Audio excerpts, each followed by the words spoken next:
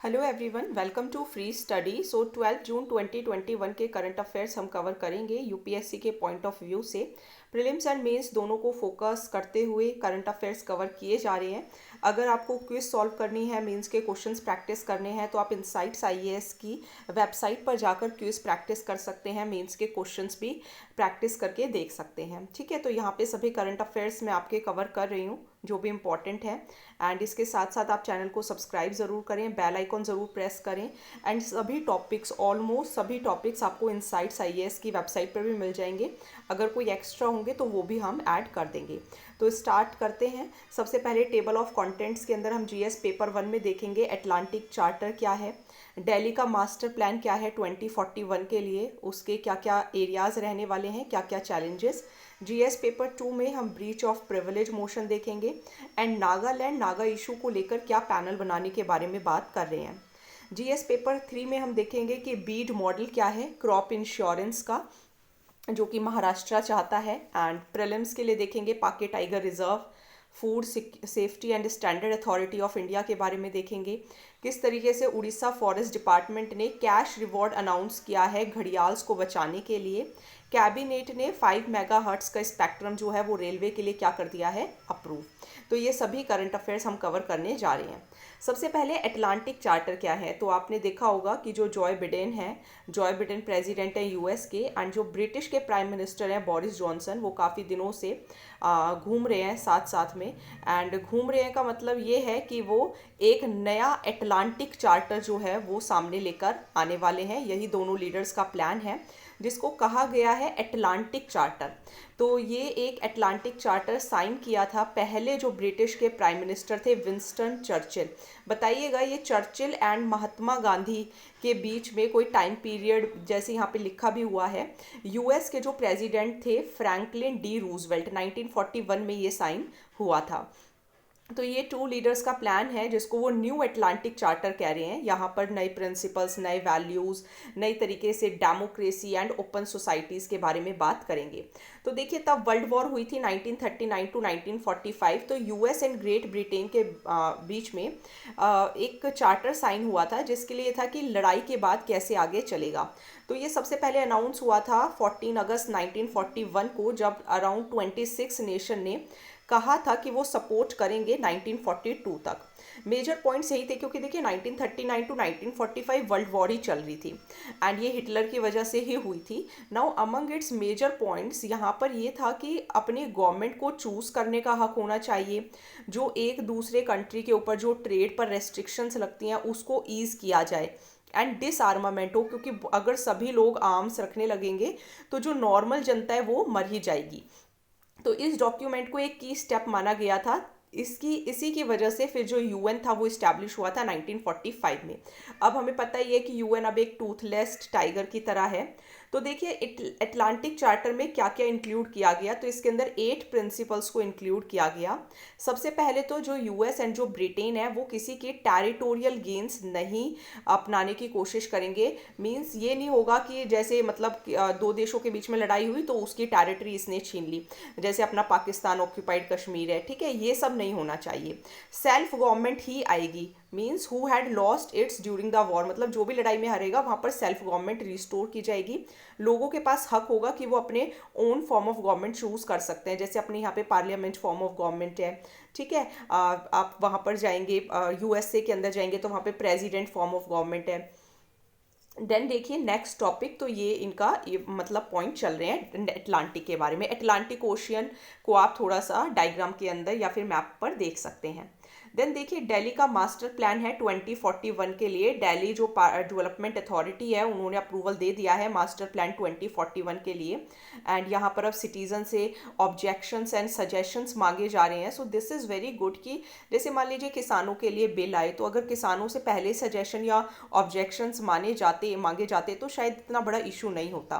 तो master plan क्या है, मास्टर प्लान क्या होता है, जैसे मान लो हम एक मास्टर प्लान बनाए कि इस तरीके से हमें यूपीएससी क्रैक करना है, तो एक विजन डॉक्यूमेंट बनाना प्लानर्स के through and land owing agency के थ्रू कि फ्यूचर में इस तरीके से काम होगा।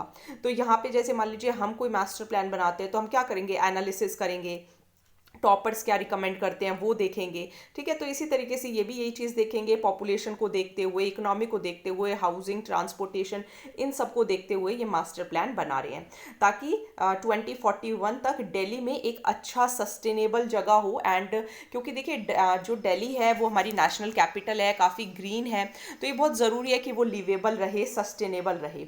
हाउसिंग सेक्टर में रेंटेड एकोमोडेशन प्रोवाइड किया जाएगा कि भाई लोग वहाँ पर आके रह सकें, प्राइवेट प्लेयर्स को भी अलाउ किया जाएगा, गवर्नमेंट एजेंसीज भी ज़्यादा से ज़्यादा इन्वेस्ट करें।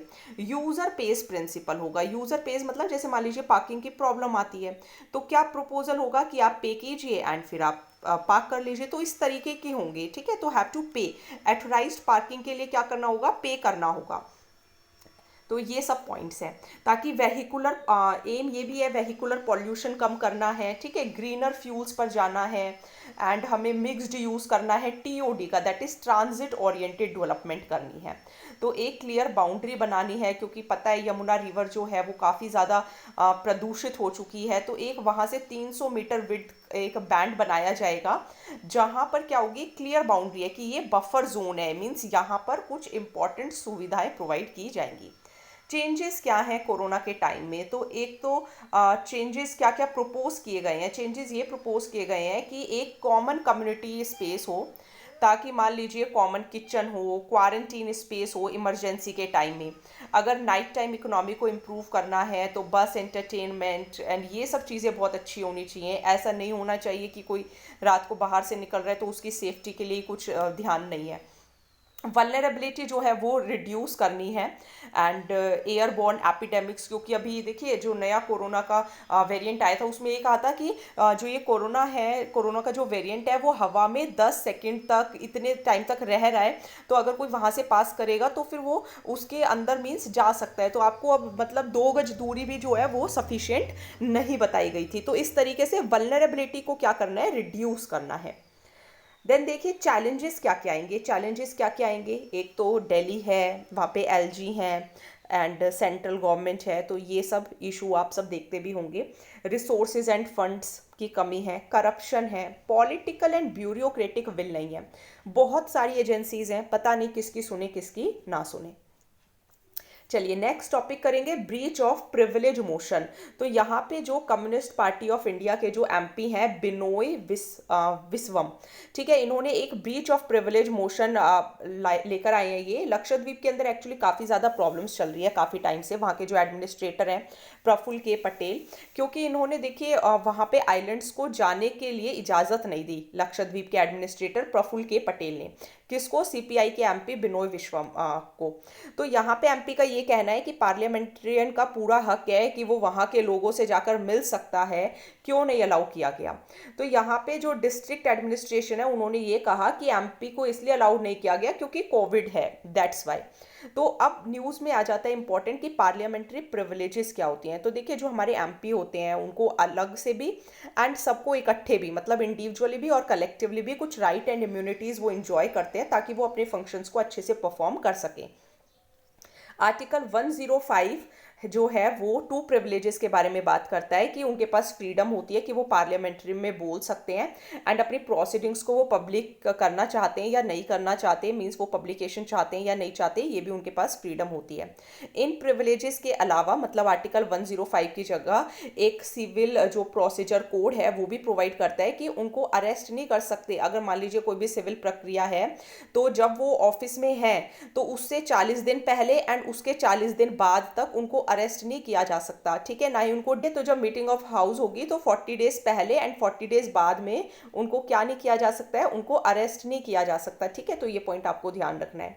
देन मोशन अगेंस्ट ब्रीचेस क्या होते हैं, जब भी इनकी जो राइट्स होते हैं या जो इम्यूनिटीज होती हैं उनको डिसरिगार्ड किया जाता है तो उसे ब्रीच ऑफ प्रिविलेज कहते हैं एंड फिर पनिशमेंट मिलती है। तो यहाँ पे नोटिस मूव किया जाता है। अब यहाँ पे जो लोकसभा है तो वहाँ पे स्पीकर होंगे राज्यसभा है तो वहाँ पे राज्यसभा के चेयरपर्सन होंगे, ठीक है। तो यहाँ पर उनका क्या रोल होता है, सबसे पहले वो देखते हैं ये प्रिविलेज मोशन के बारे में।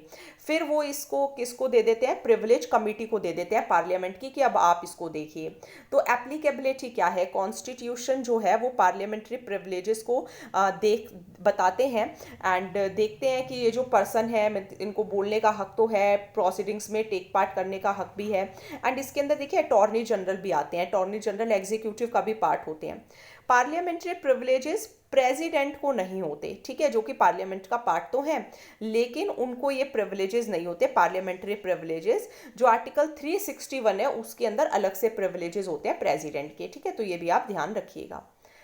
देन देखिए नागालैंड गवर्नमेंट का एक इशू देखते हैं, नागास क्या चाहते हैं। तो ये मैं इसकी हेडिंग डालना भूल गई हूँ, सो सॉरी फॉर दैट। तो मैं आपको, ये न्यू टॉपिक स्टार्ट हो गया है।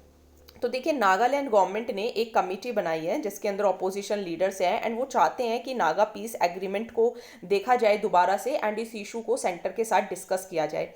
इस पैनल को हेड कर रहे हैं चीफ मिनिस्टर नेफ्यू रियो, ठीक है, तो इनका नाम भी आपको ध्यान रखना है।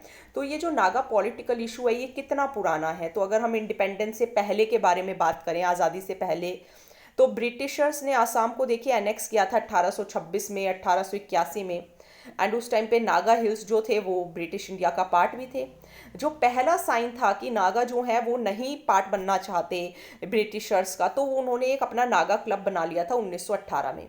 और उन्होंने साइमन कमीशन को भी बोला था 1929 में कि हमें हमारे हाल पर छोड़ दो।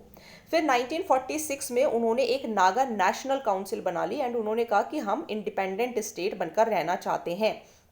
देन ये जो नागा नेशनल काउंसिल है इन्होंने कहा कि हम एक सॉवरन नागा स्टेट बनाना चाहते हैं। एक रेफरेंडम हुआ, रेफरेंडम मतलब जहाँ पे लोगों से पूछा जाता है। तो 99% लोगों ने ये कहा कि हम इंडिपेंडेंट नागालैंड चाहते हैं।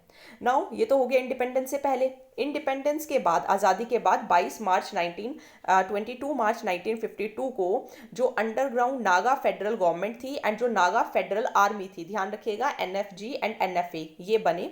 गवर्नमेंट ऑफ इंडिया ने आर्मी को भेजा कि इंसर्जेंसी को बंद किया जाए एंड वहां पर आफ्सपा रूल लग गया, that is armed force special powers जो है वो वहां पर लग गई।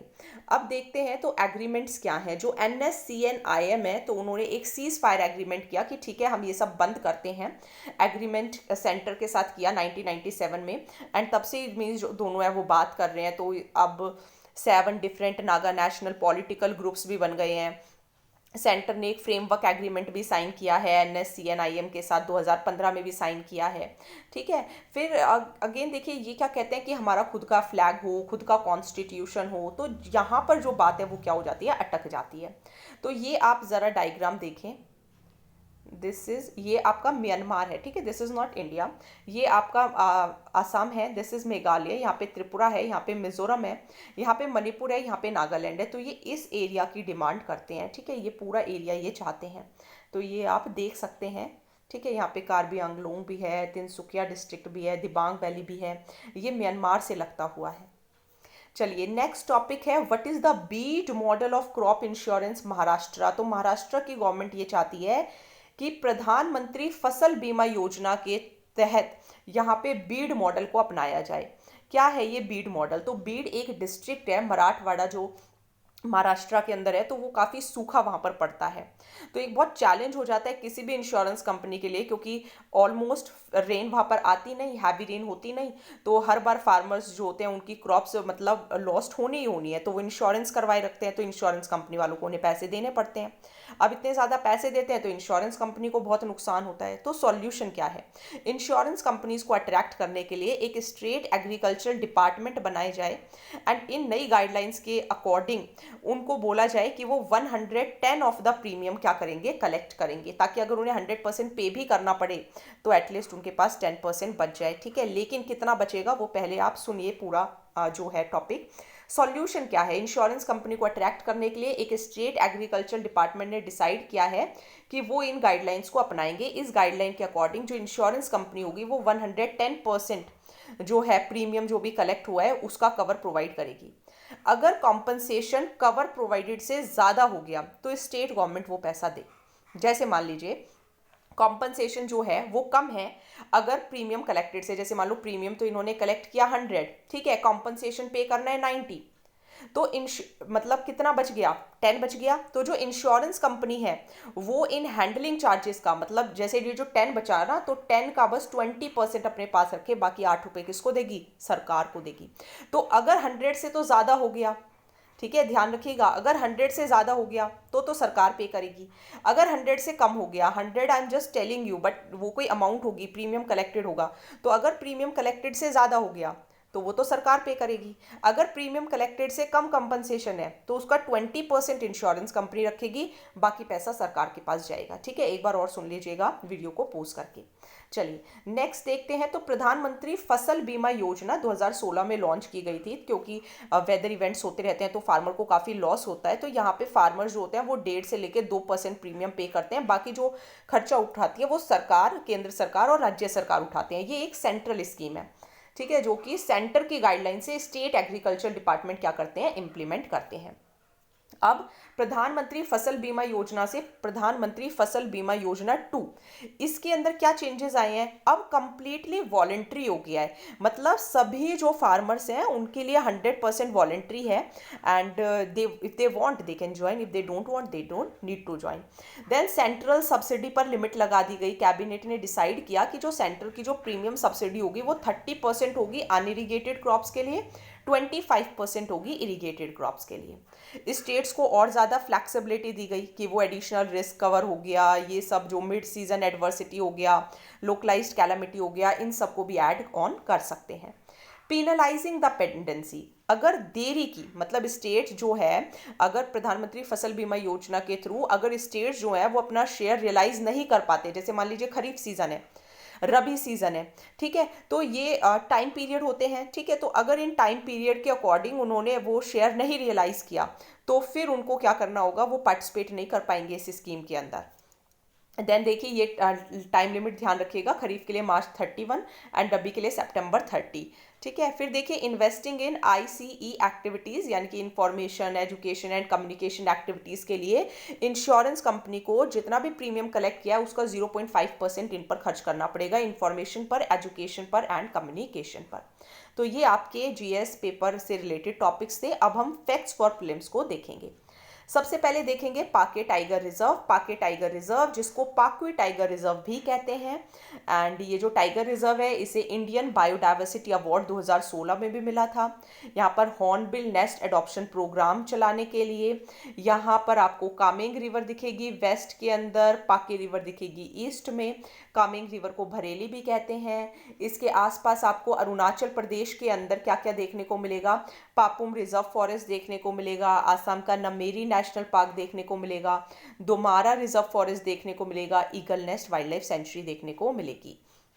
यहाँ पे आपको ये स्ट्रीम्स भी देखने को मिल जाएंगी। ये ईस्टर्न हिमालय बायोडाइवर्सिटी हॉटस्पॉट के अंदर आता है। अपने इंडिया में 4 बायोडाइवर्सिटी हॉटस्पॉट्स हैं, उनका नेम आप कमेंट सेक्शन के अंदर लिखकर बताइएगा, ठीक है। चलिए अब देखते हैं FSSAI, that is food safety and standard authority of India.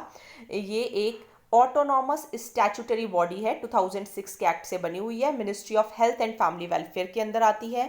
Food से रिलेटेड बिजनेस, किसको क्या सर्टिफिकेट देना है, लाइसेंस देना है, तो वो ये बताते हैं। अब इन्होंने ये कहा है जो भी फूड बिजनेस ऑपरेटर्स हैं उन्हें ये जो लाइसेंस होगा, वो जो कैश रिसिप्ट्स होती हैं या जो परचेज इनवॉइस होता है 1 अक्टूबर से उसके ऊपर भी उसको छापना पड़ेगा।